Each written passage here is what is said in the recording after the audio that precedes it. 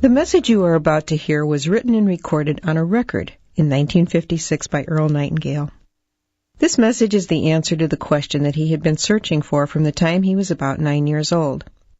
Earl Nightingale had been born in economically depressed times.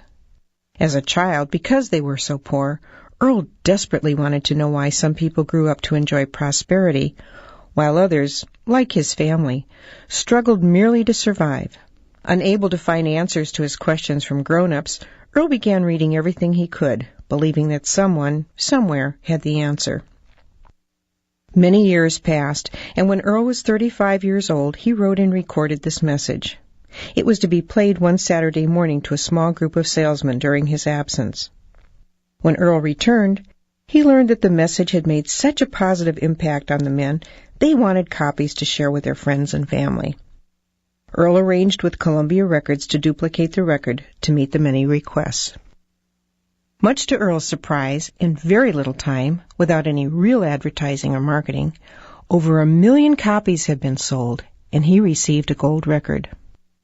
Earl called the message The Strangest Secret.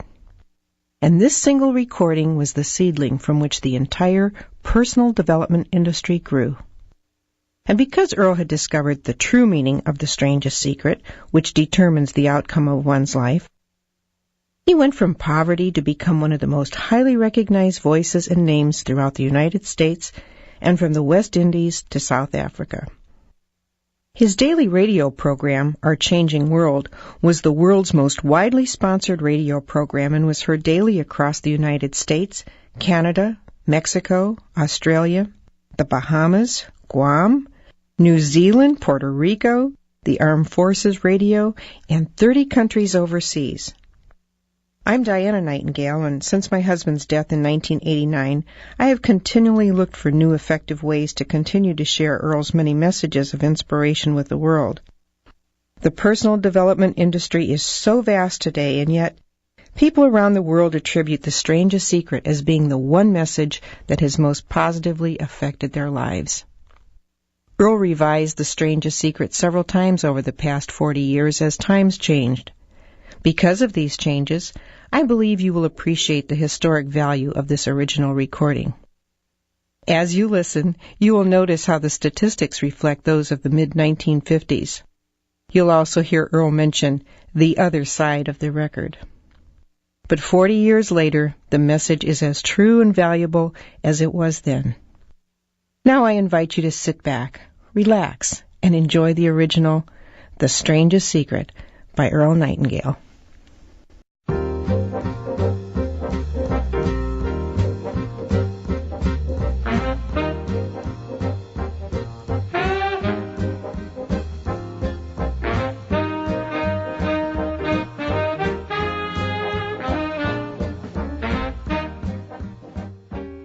I'd like to tell you about the strangest secret in the world.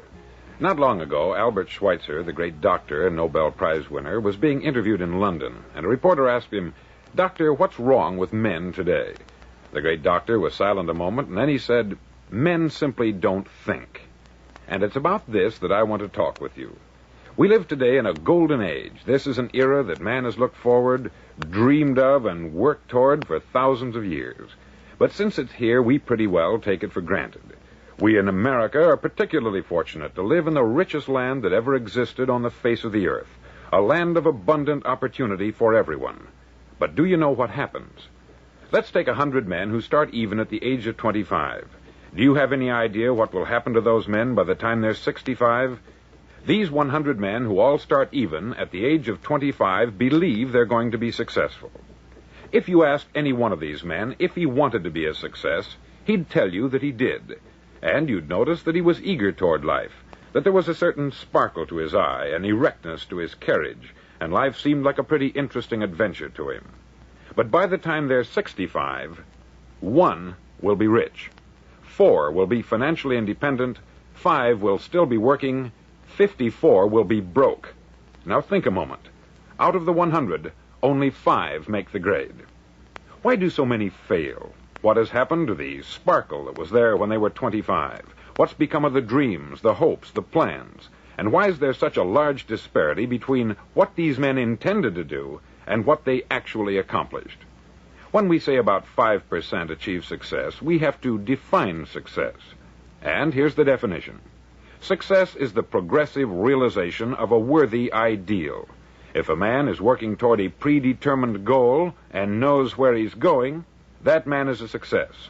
If he's not doing that, he's a failure. Success is the progressive realization of a worthy ideal. Rollo May, the distinguished psychiatrist, wrote a wonderful book called Man's Search for Himself. And in this book he says, the opposite of courage in our society is not cowardice, it is conformity. And there you have the trouble today. It's conformity. People acting like everyone else, without knowing why, without knowing where they're going. Now think of it. In America right now, there are over 14 million people 65 years of age and over, and about 13 million of these 14 million are broke. They're dependent on someone else for life's necessities. Now, we learn to read by the time we're 7. We learn to make a living by the time we're 25. Usually, by that time, we're not only making a living, we're supporting a family. And yet, by the time we're 65, we haven't learned how to become financially independent in the richest land that has ever been known. Why? We conform. And the trouble is that we're acting like the wrong percentage group, the 95% who don't succeed. Now, why do these people conform? Well, they don't know, really. These people believe that their lives are shaped by circumstances, by things that happen to them, by exterior forces. They're outer-directed people.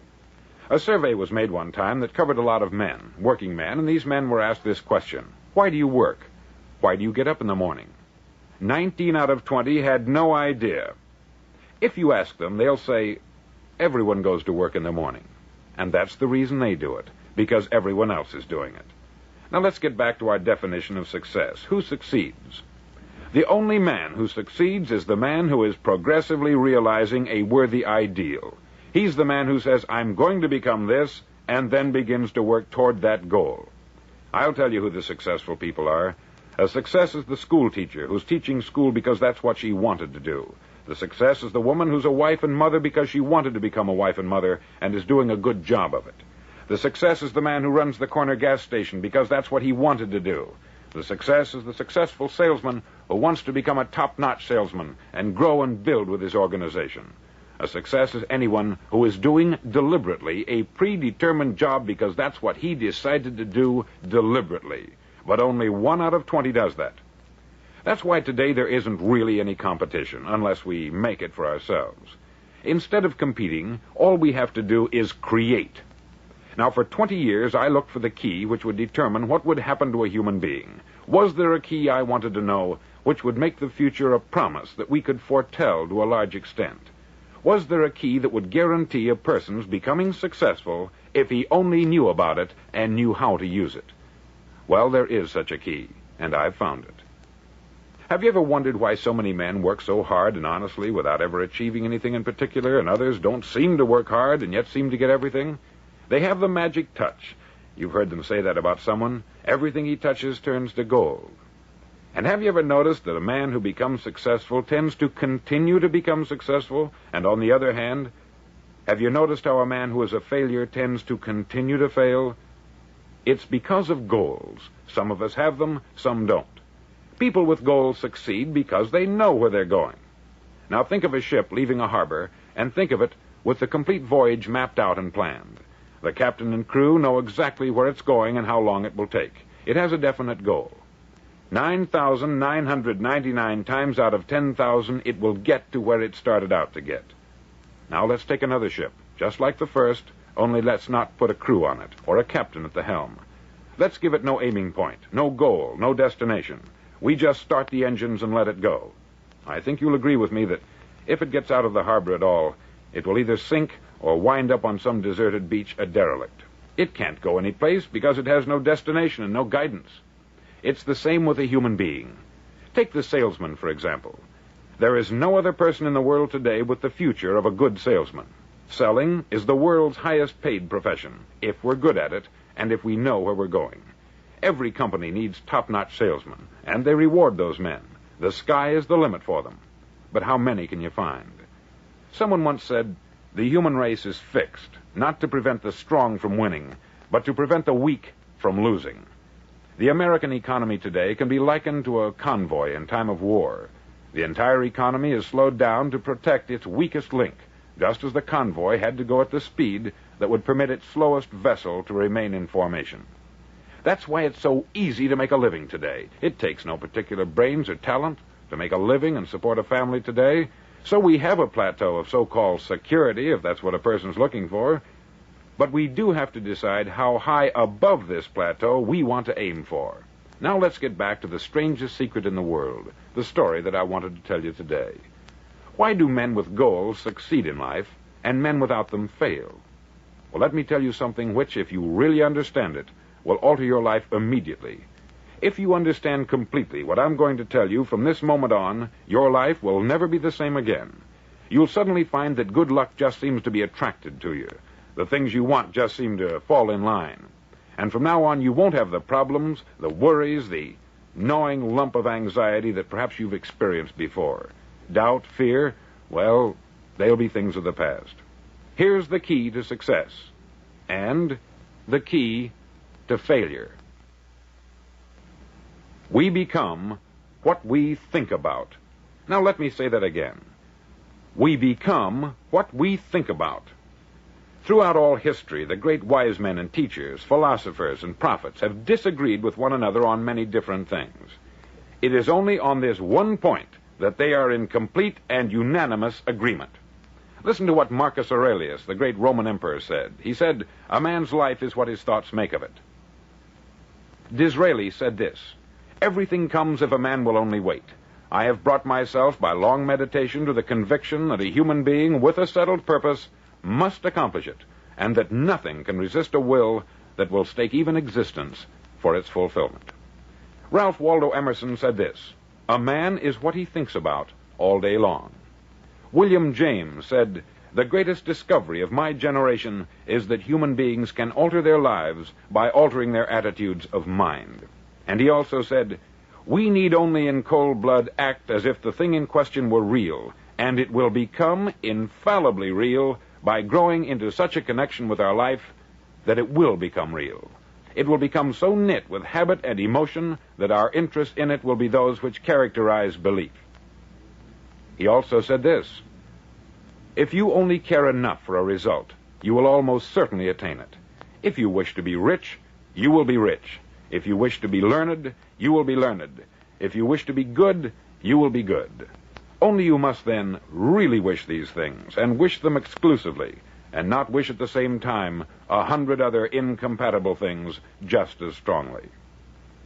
In the Bible you read, in Mark 9:23, "If thou canst believe, all things are possible to him that believeth." Dr. Norman Vincent Peale said this, "This is one of the greatest laws in the universe. Fervently do I wish I had discovered it as a very young man. It dawned upon me much later in life, and I've found it to be one of the greatest, if not my greatest discovery, outside of my relationship to God. And the great law, briefly and simply stated, is that if you think in negative terms, you'll get negative results. If you think in positive terms, you will achieve positive results. That is the simple fact which is at the basis of an astonishing law of prosperity and success. In 3 words, believe and succeed." William Shakespeare put it this way, "Our doubts are traitors, and make us lose the good we oft might win by fearing to attempt." George Bernard Shaw said, "People are always blaming their circumstances for what they are. I don't believe in circumstances. The people who get on in this world are the people who get up and look for the circumstances they want, and if they can't find them, make them." Well, it's pretty apparent, isn't it? And every person who discovered this for a while believed that he was the first one to work it out. We become what we think about. Now, it stands to reason that a person who's thinking about a concrete and worthwhile goal is going to reach it, because that's what he's thinking about. And we become what we think about. Conversely, the man who has no goal, who doesn't know where he's going, and whose thoughts must therefore be thoughts of confusion and anxiety and fear and worry, becomes what he thinks about. His life becomes one of frustration, fear, anxiety, and worry. And if he thinks about nothing, he becomes nothing. Now, how does it work? Why do we become what we think about? Well, I'll tell you how it works as far as we know. Now, to do this, I want to tell you about a situation that parallels the human mind. Suppose a farmer has some land, and it's good, fertile land. Now, the land gives the farmer a choice. He may plant in that land whatever he chooses. The land doesn't care. It's up to the farmer to make the decision. Now, remember, we're comparing the human mind with the land, because the mind, like the land, doesn't care what you plant in it. It will return what you plant, but it doesn't care what you plant. Now, let's say that the farmer has two seeds in his hand. One is a seed of corn, the other is nightshade, a deadly poison. He digs two little holes in the earth, and he plants both seeds, one corn, the other nightshade. He covers up the holes, waters, and takes care of the land, and what will happen? Invariably, the land will return what is planted. As it's written in the Bible, as ye sow, so shall ye reap. Remember, the land doesn't care. It will return poison in just as wonderful abundance as it will corn. So up come the two plants, one corn, one poison. Now, the human mind is far more fertile, far more incredible and mysterious than the land, but it works the same way. It doesn't care what we plant. Success, failure. A concrete, worthwhile goal, or confusion, misunderstanding, fear, anxiety, and so on. But what we plant, it will return to us. You see, the human mind is the last great unexplored continent on the earth. It contains riches beyond our wildest dreams. It will return anything we want to plant. Now, you might say, well, if that's true, why don't people use their minds more? Well, I think they've figured out an answer to that, too. Our mind comes as standard equipment at birth. It's free, and things that are given to us for nothing we place little value on. Things that we pay money for, we value. The paradox is that exactly the reverse is true. Everything that's really worthwhile in life came to us free. Our mind, our soul, our body, our hopes, our dreams, our ambitions, our intelligence, our love of family and children and friends. All these priceless possessions are free, but the things that cost us money are actually very cheap and can be replaced at any time. A good man can be completely wiped out and make another fortune. He can do that several times. Even if our home burns down, we can rebuild it, but the things we got for nothing, we can never replace. The human mind isn't used merely because we take it for granted. Familiarity breeds contempt. It can do any kind of job we assign to it, but generally speaking, we use it for little jobs instead of big, important ones. Universities have proved that most of us are operating on about 10% of our abilities. Decide now, what is it you want? Plant your goal in your mind. It's the most important decision you'll ever make in your entire life. Do you want to be an outstanding salesman, a better worker at your particular job? Do you want to go places in your company, in your community? All you've got to do is plant that seed in your mind. Care for it. Work steadily toward your goal, and it will become a reality. It not only will, there's no way that it cannot. You see, that is a law, like the laws of Sir Isaac Newton, the laws of gravity. If you get on top of a building and jump off, you'll always go down. You'll never go up. And it's the same with all the other laws of nature. They always work. They're inflexible. Think about your goal in a relaxed, positive way. Picture yourself in your mind's eye as having already achieved this goal. See yourself doing the things you will be doing when you've reached your goal. Ours has been called the phenobarbital age, the age of ulcers and nervous breakdowns. At a time when medical research has raised us to a new plateau of good health and longevity, far too many of us worry ourselves into an early grave trying to cope with things in our own little personal ways, without learning a few great laws that will take care of everything for us. These things we bring on ourselves through our habitual way of thinking. Every one of us is the sum total of his own thoughts.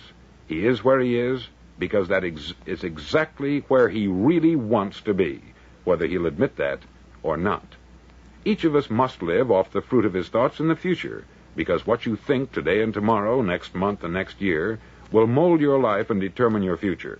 You're guided by your mind. I remember one time I was driving through Arizona, and I saw one of those giant earth-moving machines roaring along the road at about 35 miles an hour with what looked like 20 tons of dirt in it, a tremendous, incredible machine, and there was a little man perched way up on top with the wheel in his hands guiding it. And as I drove along, I was struck by the similarity of that machine to the human mind. Just suppose you're sitting at the controls of such a vast source of energy. Are you going to sit back and fold your arms and let it run itself into a ditch? Or are you going to keep both hands firmly on the wheel and control and direct this power to a specific, worthwhile purpose? It's up to you. You're in the driver's seat. You see, the very law that gives us success is a two-edged sword. We must control our thinking. The same rule that can lead a man to a life of success, wealth, happiness, and all the things he's ever dreamed of for himself and his family, that very same law can lead him into the gutter. It's all in how he uses it, for good or for bad. This is the strangest secret in the world. Now, why do I say it's strange, and why do I call it a secret? Actually, it isn't a secret at all. It was first promulgated by some of the earliest wise men, and it appears again and again throughout the Bible. But very few people have learned it, understand it. That's why it's strange, and why, for some equally strange reason, it virtually remains a secret. I believe that you could go out and walk down the main street of your town and ask one man after another what the secret of success is, and you probably wouldn't run into one man in a month who could tell you. Now, this information is enormously valuable to us if we really understand it and apply it. It's valuable to us not only for our own lives, but the lives of those around us, our family, employees, associates, and friends. Life should be an exciting adventure. It should never be a bore. A man should live fully, be alive. He should be glad to get out of bed in the morning. He should be doing a job he likes to do because he does it well. One time I heard Grove Patterson make a speech, the editor-in-chief of the Toledo Daily Blade, and as he concluded his speech, he said something that I've never forgotten. He said something like this: "My years in the newspaper business have convinced me of several things, among them that people are basically good, and that we came from someplace, and we're going someplace. So we should make our time here an exciting adventure. The architect of the universe didn't build a stairway leading nowhere. And the greatest teacher of all, the carpenter from the plains of Galilee, gave us the secret time and time again. As ye believe, so shall it be done unto you."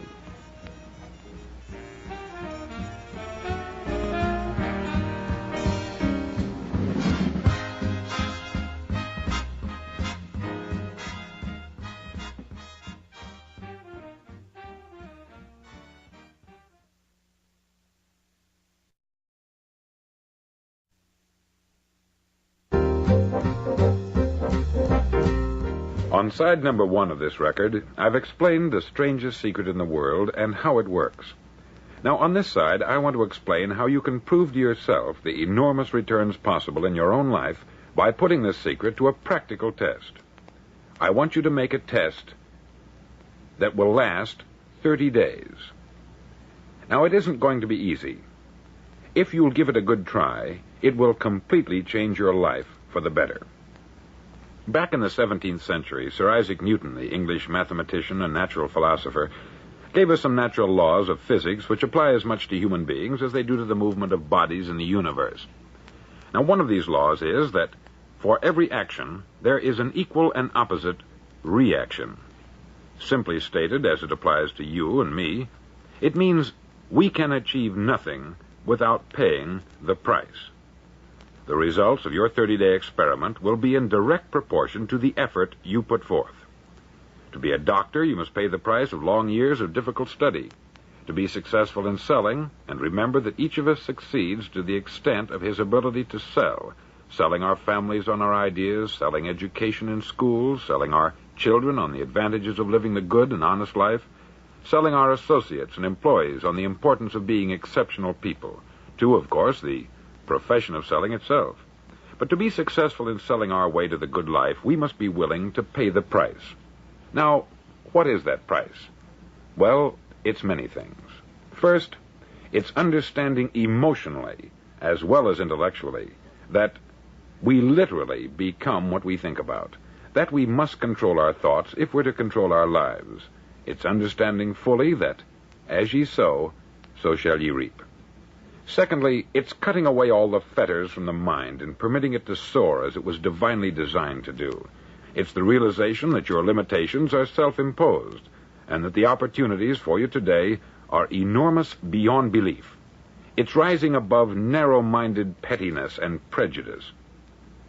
Thirdly, to use all your courage to force yourself to think positively on your own problem, to set a definite and clearly defined goal for yourself, to let your marvelous mind think about your goal from all possible angles, to let your imagination speculate freely upon many different possible solutions, to refuse to believe there are any circumstances sufficiently strong to defeat you in the accomplishment of your purpose, to act promptly and decisively when your course is clear, and to keep constantly aware of the fact that you are, at this moment, standing in the middle of your own acre of diamonds, as Russell Conwell used to point out. Fourth, save at least 10% of what you earn. It's also remembering that no matter what your present job, it has enormous possibilities if you're willing to pay the price. Now let's just go over the important points in the price each of us must pay to achieve the wonderful life that can be ours. It is, of course, worth any price. 1, you will become what you think about. 2, remember the word imagination. Let your mind soar. 3, courage. Concentrate on your goal every day. 4, save 10% of what you earn. And action.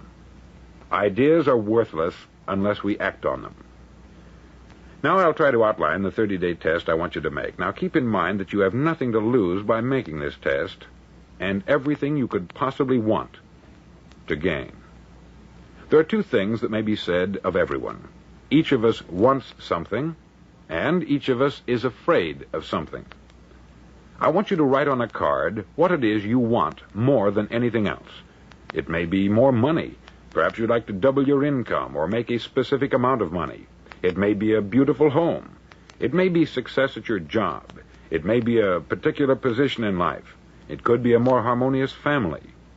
Each of us wants something. Write down on your card specifically what it is that you want. Make sure it's a single goal and clearly defined. You needn't show it to anyone, but carry it with you so that you can look at it several times a day.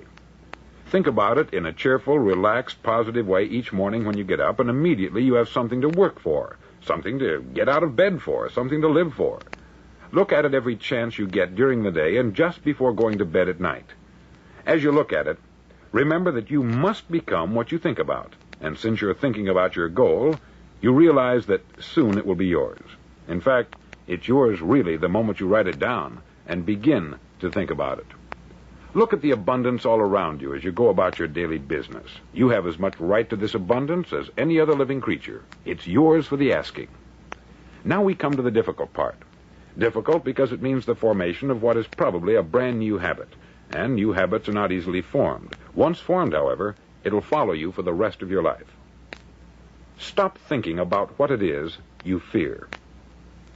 Each time a fearful or negative thought comes into your consciousness, replace it with a mental picture of your positive and worthwhile goal.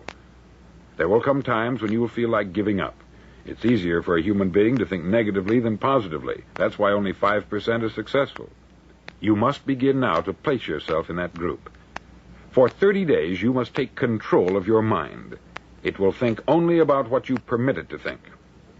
Each day for this 30-day test, do more than you have to do. In addition to maintaining a cheerful, positive outlook, give of yourself more than you've ever done before. Do this knowing that your returns in life must be in direct proportion to what you give. The moment you decide on a goal to work toward, you're immediately a successful person. You're then in that rare and successful category of people who know where they're going. Out of every 100 people, you belong to the top 5. Don't concern yourself too much with how you're going to achieve your goal. Leave that completely to a power greater than yourself. All you have to do is know where you're going. The answers will come to you of their own accord. Remember these words from the Sermon on the Mount, and remember them well. Keep them constantly before you this month of your test. Ask, and it shall be given you. Seek, and ye shall find. Knock, and it shall be opened unto you. For every one that asketh receiveth, and he that seeketh findeth, and to him that knocketh it shall be opened. It's as marvelous and as simple as that. In fact, it's so simple that in our seemingly complicated world, it's difficult for an adult to understand that all he needs is a purpose and faith. For 30 days, do your best. If you're a salesman, go at it as you've never done before, not in hectic fashion, but with the calm, cheerful assurance that time well spent will give you the abundance in return you deserve and want. If you're a homemaker, devote your 30-day test to complete giving of yourself without thinking about receiving anything in return, and you will be amazed at the difference it makes in your life. No matter what your job, do it as you've never done it before for 30 days.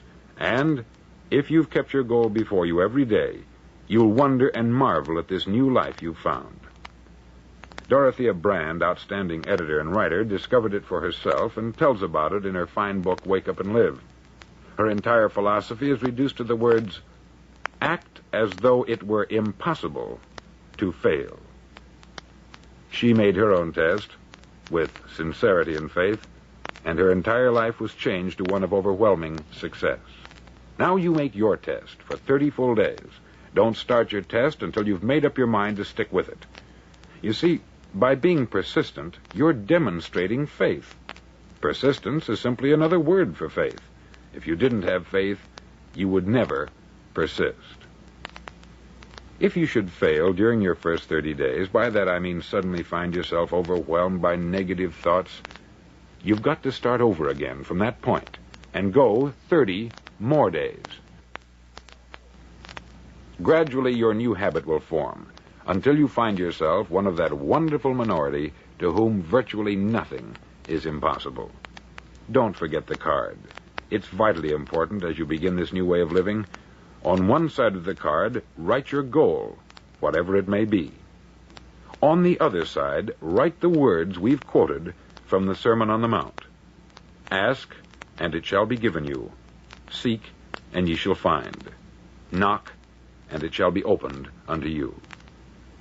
In your spare time during your test period, read books that will help you. Inspirational books like the Bible, Dorothea Brand's Wake Up and Live, The Magic of Believing by Claude Bristol, Think and Grow Rich by Napoleon Hill, and other books that instruct and inspire.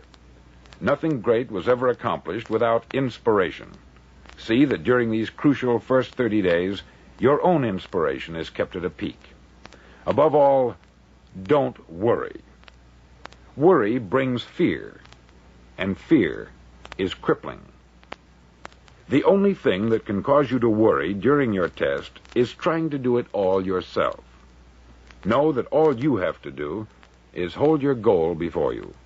Everything else will take care of itself. Remember also to keep calm and cheerful. Calm and cheerful. Don't let petty things annoy you and get you off course. Now, since making this test is difficult, some may say, well, why should I bother?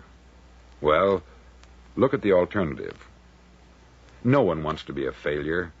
No one really wants to be a mediocre individual.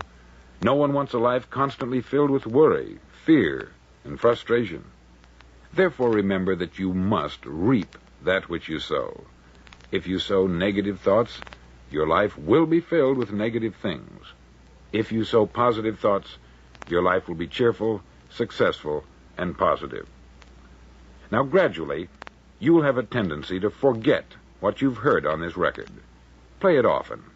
Keep reminding yourself of what you must do to form this new habit. Gather your whole family about and listen to what's been said here at regular intervals. You know, most men will tell you that they want to make money without understanding the law. The only people who make money work in the mint. The rest of us must earn money. This is what causes those who keep looking for something for nothing or a free ride to fail in life. The only way to earn money is by providing people with services or products which are needed and useful. We exchange our product or service for the other man's money. Therefore, the law is that our financial return will be in direct proportion to our service. Success is not the result of making money. Making money is the result of success. And success is in direct proportion to our service. Most people have this law backwards. They believe that you're successful if you earn a lot of money. The truth is that you can only earn money after you're successful. It's like the story of the man who sat in front of the stove and said to it, "Give me heat, and then I'll add the wood." How many men and women do you know, or do you suppose there are today, who take the same attitude toward life? There are millions.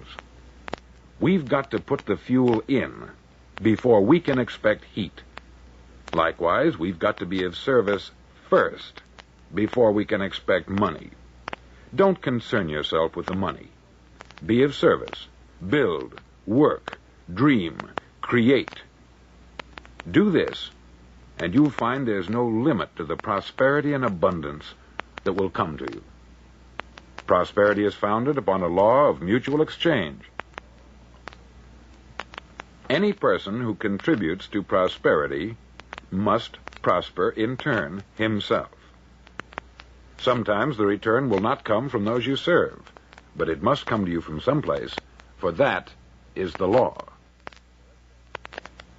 For every action, there is an equal and opposite reaction. As you go daily through your 30-day test period, remember that your success will always be measured by the quality and quantity of service you render, and money is a yardstick for measuring this service. No man can get rich himself unless he enriches others. There are no exceptions to a law. You can drive down any street in America and from your car estimate the service that's being rendered by the people living on that street. Had you ever thought of this yardstick before? It's interesting.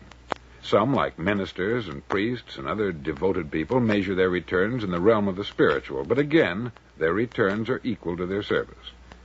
Once this law is fully understood, any thinking person can tell his own fortune. If he wants more, he must be of more service to those from whom he receives his return. If he wants less, he has only to reduce this service.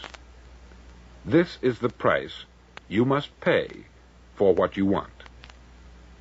If you believe you can enrich yourself by deluding others, you can only end by deluding yourself.